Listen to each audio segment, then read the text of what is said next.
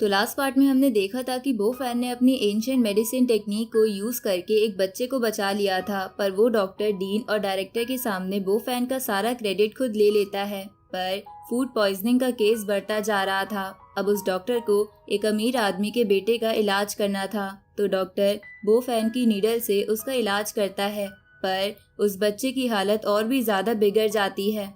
तो वो अमीर आदमी डॉक्टर पे काफी ज्यादा गुस्सा करता है। साथ ही नर्स ने डीन और डायरेक्टर को बता दिया था कि पहले वाले बच्चे का इलाज डॉक्टर ने नहीं बल्कि बो फैन ने किया था, जिस पर वो बंदा डीन और डायरेक्टर से कहता है कि जल्दी कुछ करो, मेरे बेटे की हालत और भी बिगड़ती जा रही है। तभी वहाँ बो फैन आता है। अब आगे तो इस पार्ट की शुरुआत में बो फैन उस रूम में आ जाता है और बोलता है कि इस बच्चे को फूड पॉइजनिंग हुई है, जिसके बाद वो उस नर्स से कहता है कि जल्दी से डॉक्टर ने जिस नीडल को यूज किया है इसे डी इन्फेक्ट कर दो। तो वो नर्स ऐसा ही करती है। तभी वो अमीर आदमी बो फैन के पास भागते हुए आता है और उससे कहता है कि तुम जो भी हो मेरे बेटे की जान बचा लो, तुम्हें जो भी चाहिए मैं दे दूंगा।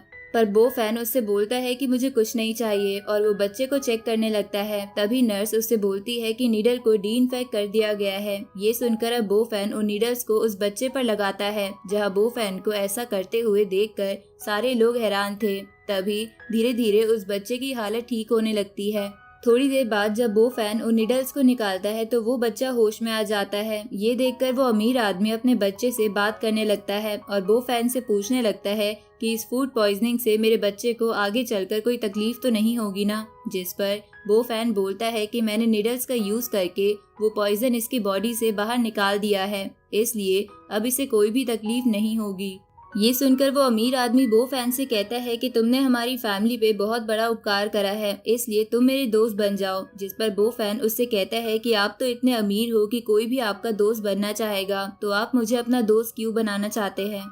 ये सुनकर वो अमीर आदमी बोलता है कि मेरे पास काफी पैसा है, लेकिन अगर उसे खर्च करने के लिए कोई नहीं है तो उसका क्या फायदा, इसलिए तुम मुझे अपना दोस्त बना लो और बदले में मैं तुम्हें आज की फीस के बदले एक रेस्टोरेंट गिफ्ट करना चाहता हूँ जो मैंने हाल ही में बनाया है, जिसके ट्रांसफर पेपर तुम्हें कल मिल जाएंगे।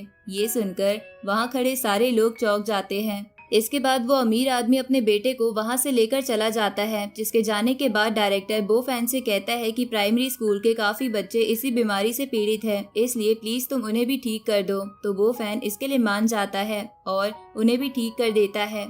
आगे वो डायरेक्टर बो फैन से कहता है कि तुमने आज हमारी बहुत मदद करी है। आज के एक्सीडेंट पर काफी लोगों की नजर थी, अगर कुछ गलत हो जाता तो काफी लोग मुसीबत में पड़ जाते, इसलिए तुम्हें कभी भी मेरी जरूरत हो तो मुझे बता देना। इसके बाद बो फैन डायरेक्टर को अपनी मॉम का बिल दिखाता है। साथ ही वो उसे बताता है कि मेरी मदर को ब्रेन में दिक्कत थी, पर ये डॉक्टर उनकी हार्ट की ट्रीटमेंट कर रहा था। ये सुनकर डायरेक्टर और वो डीन गुस्से में डॉक्टर से कहता है कि तुम हमारे पीछे ये सब कर रहे हो। जिस पर वो डॉक्टर कहता है कि प्लीज एक बार आप मेरी बात सुन लीजिए, लेकिन वो दोनों बिना उसकी बात सुने उसे नौकरी से निकाल देते हैं। ये सुनकर वो डॉक्टर दूसरे चांस की भीख मांगने लगता है। तभी बो फैन डायरेक्टर और डीन से कहता है कि हमें इसे नौकरी से नहीं निकालना चाहिए, बल्कि इसने जो करा है वो इल्लीगल है, इसलिए हमें इसे पुलिस को दे देना चाहिए। ये सुनकर वो डॉक्टर भागने लगता है, लेकिन बो फैन उसे रोक लेता है। तो डॉक्टर कहता है कि प्लीज मुझ पर रहम करो, मेरे छोटे छोटे बच्चे हैं, अगर मैं जेल चला गया तो उनकी लाइफ बर्बाद हो जाएगी। इस पर बो फैन उससे कहता है कि क्या तुमने कभी किसी पर रहम खाया है जो मैं तुम पे रहम खाऊं। कितने ही लोगों ने अपने घर और जमीनें बेची होंगी तुम्हारा झूठा बिल चुकाने के लिए, इसलिए हम तुम्हें पुलिस के हवाले कर रहे हैं, यही तुम पे बहुत बड़ा रहम है।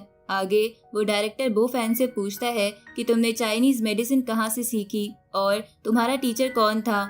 जिस पर बो फैन कहता है कि मैंने चाइनीज मेडिसिन नहीं सीखी, बल्कि मुझे एक एंशिएंट टीचर ने सिखाया है जो कि अब रिटायर हो चुके हैं। ये सुनकर वो डायरेक्टर कहता है कि मुझे विश्वास नहीं हो रहा कि एंशिएंट स्किल्स इतनी महान हो सकती है। तभी डीन बो फैन से पूछता है कि क्या तुम्हें हमारे हॉस्पिटल में काम करने में इंटरेस्ट है, हम तुम्हें इसके बदले काफी अच्छी सैलरी भी देंगे।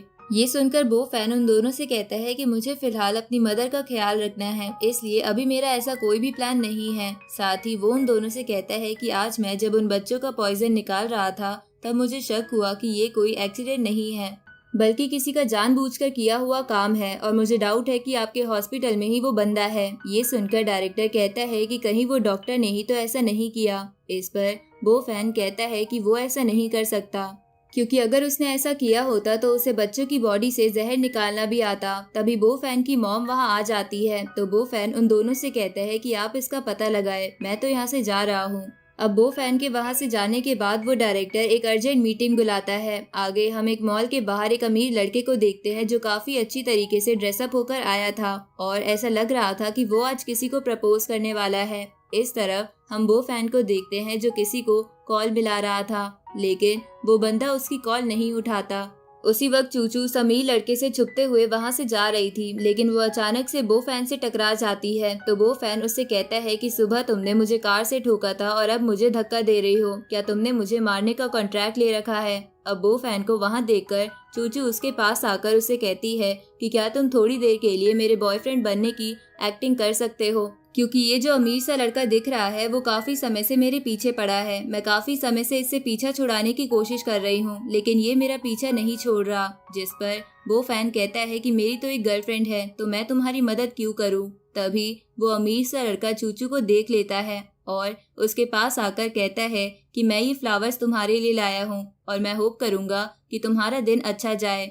इस पर चूचू उससे कहती है कि वैसे तो मेरा दिन अच्छा ही चल रहा है, पर अब तुम्हारी शक्ल देखकर खराब हो जाएगा। मेरा पीछा छोड़ दो, हम दोनों का रिश्ता इम्पॉसिबल है, ऊपर से मेरा पहले से ही बॉयफ्रेंड है। ये सुनकर वो लड़का कहता है कि तुम झूठ मत बोलो, मैं जानता हूँ कि तुम्हारा कोई भी बॉयफ्रेंड नहीं है। पर चूचू बो फैन को अपने और खींचकर बोलती है कि देखो ये मेरा बॉयफ्रेंड है। तो आसपास वाले सारे लोग ये देखकर बोलते हैं कि ये तो एक लव ट्रायंगल है। तभी वो लड़का समझ जाता है कि चूचू झूठ बोल रही है, इसलिए वो चूचू से कहता है कि भले ही तुम्हें एक्टिंग के लिए एक बॉयफ्रेंड मिल गया है पर तुम्हें मेरे जैसा बॉयफ्रेंड नहीं मिल सकता। तभी बो फैन उस लड़के से कहता है कि मैं एक्टिंग नहीं कर रहा, मैं इसका बॉयफ्रेंड हूँ, अब तुम जो मर्जी कर लो। जिस पर वो लड़का कहता है कि क्या तुम चूचू के बॉयफ्रेंड बनने के लायक हो, क्या तुम्हारे बैंक में $1,000,000 है और क्या तुम्हारी फैमिली के पास $1 बिलियन की कंपनी है जिसके तुम इकलौते वारिस हो। ये सुनकर आसपास खड़े लोग बातें बनाने लगते हैं कि चूचू को इस लड़के के लिए हाँ कहना चाहिए। तभी वो लड़का बो फैन से कहता है कि क्या तुम चूचू को ये पॉश गिफ्ट कर सकते हो और यूरोप से इसके लिए ये ब्लू रोज मंगवा सकते हो।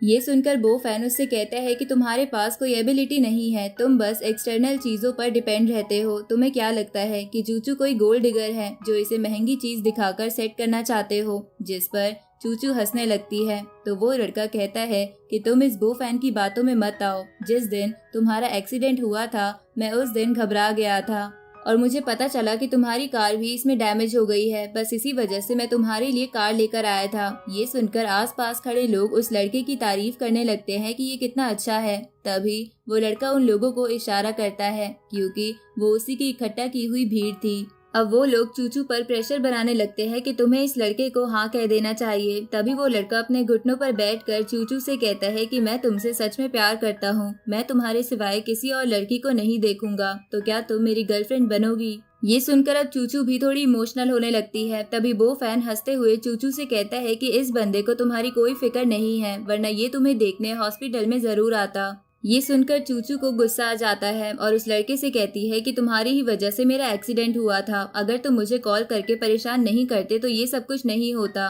तभी वो फैन अपनी स्पेशल आइज का यूज करके उस लड़के को चेक करता है, जिसके बाद उसे एक रुमाल दिखता है तो वो फैन उसे निकाल कर कहते हैं कि ये देखो ये बार डांसर का रुमाल है जिस पर लिपस्टिक का भी निशान है। जिस पर वो लड़का बोलता है कि मुझे नहीं पता ये मेरे जेब में कैसे आया, पर चूचू उसकी बात नहीं मान रही थी। तो वो लड़का कहता है कि प्लीज मेरी बातों को गलत मत समझना, मेरा ये सूट मेरे दोस्त ने उधार लिया था, तो हो सकता है उसकी गर्लफ्रेंड का ही ये रुमाल हो। तभी वो फैन फिर से उस लड़के की पैंट चेक करता है जहां उसे कुछ गोलियां मिलती है, जिसे निकाल कर वो फैन कहता है कि लगता है सभी लोग तुम्हारे कोट बोरो करते हैं या तो फिर तुम बूढ़े हो गए हो, क्योंकि ऐसी स्ट्रेंथ की गोलियां बूढ़े लोगों को ही जरूरत पड़ती है। अब चूचू ऐसी गोलियों को देखकर उस बॉटल को उस लड़के के मुंह पर मारती है और उससे कहती है कि आज के बाद मुझे अपनी शक्ल मत दिखाना। ये सुनकर उस लड़के को गुस्सा आ जाता है और वो बो फैन से कहता है कि ये सब तुम्हारी वजह से हुआ है। अब वो बो फैन पर अटैक करता है, पर बो फैन उसे लात मारकर उसकी गाड़ी की तरफ फेंक देता है, जिसके बाद वो चूचू के साथ वहां से जाने लगता है, जहां चूचू उससे कहती है कि तुमने तो सच में कमाल कर दिया, पर तुम्हें पता कैसे चला कि उस लड़के की जेब में ये सब है? क्या तुम लोगों के कपड़े के अंदर देख सकते हो?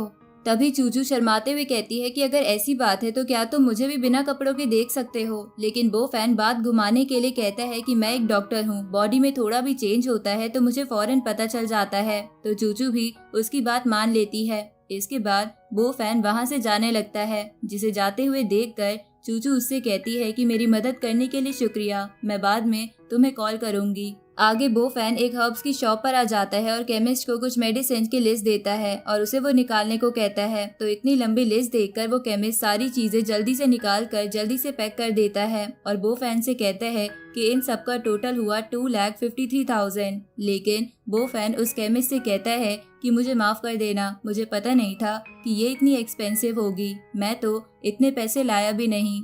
ये सुनकर वो केमिस्ट कहता है कि क्या तुम्हें ये भी नहीं पता कि तुम्हारी मेडिसिन कितने की होगी, मेरी मेहनत तो खराब मत करो, कम से कम आधी मेडिसिन तो खरीद लो। ये सुनकर बो फैन केमिस्ट से कहता है कि मुझे मेडिसिन तो पूरी ही चाहिए, आधी मेडिसिन में जो मैं बनाना चाहता हूँ वो नहीं बनेगा। इस पर वो केमिस्ट कहता है कि क्यों ना तुम एक्सपायरी डेट के पास वाली मेडिसिन ले लो, वो मेडिसिन काफी सस्ती होती है।